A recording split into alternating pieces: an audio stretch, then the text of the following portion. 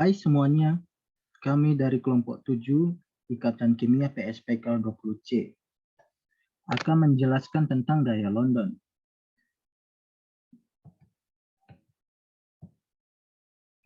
Langsung saja kita ke pengertian gaya London.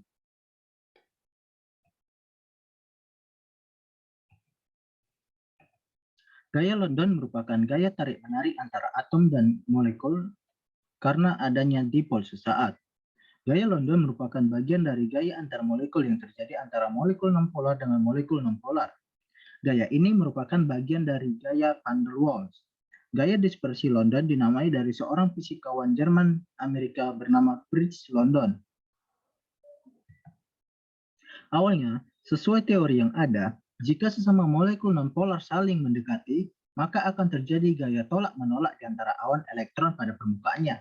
Akan tetapi, fakta menunjukkan bahwa suatu molekul nonpolar dapat dicairkan, di mana ini hanya dimungkinkan bila terdapat suatu gaya antar molekul yang menyatukan molekul-molekul tersebut.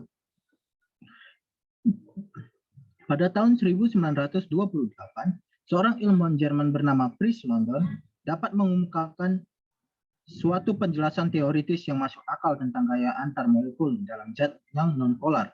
Oleh sebab itu, gaya ini disebut juga gaya London.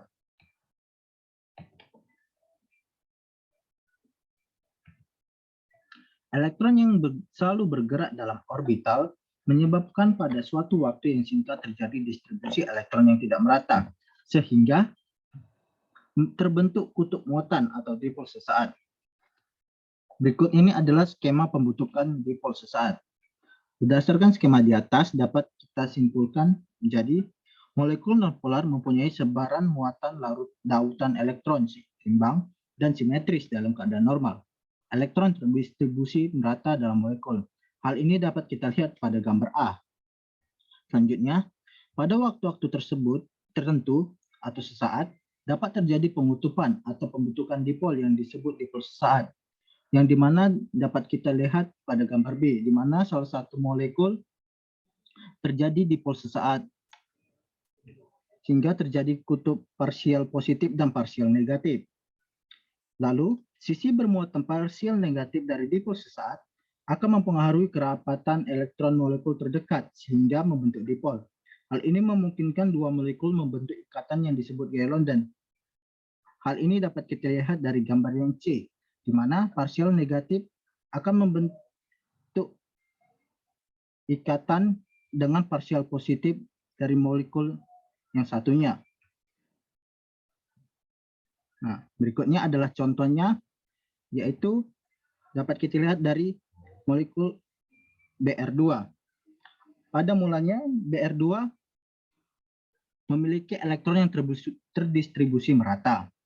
Lalu, salah satu molekul Br2 akan mengalami dipol sesaat, sehingga terjadi sisi parsial negatif dan sisi parsial positif. Nah, sisi parsial negatif ini akan mempengaruhi molekul Br2 yang lain, sehingga molekul Br2 yang lain juga akan mengalami dipol sesaat.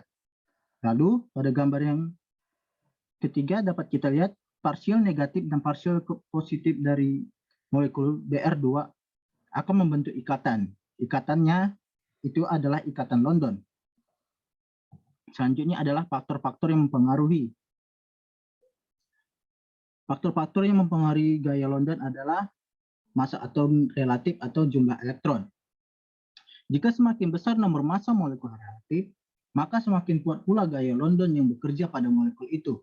Misal, molekul I2 akan saling tarik-menarik lebih kuat daripada molekul F2 yang lebih kecil. Dengan demikian, titik didih I2 akan lebih besar jika dibandingkan titik didih F2, karena jumlah elektron I lebih banyak daripada F. Dan selanjutnya adalah luas permukaan. Semakin besar luas permukaan, maka semakin kuat gaya dispersinya yang terlihat dari titik didih yang semakin tinggi. Hidrokarbon dengan rantai cabang akan mempunyai titik didih lebih rendah jika dibandingkan dengan hidrokarbon rantai lurus. Normal butana mempunyai titik didih lebih tinggi dibandingkan isobutana yang memiliki rantai cabang. Demikianlah penjelasan kami tentang gaya London. Semoga dapat bermanfaat bagi teman-teman semua.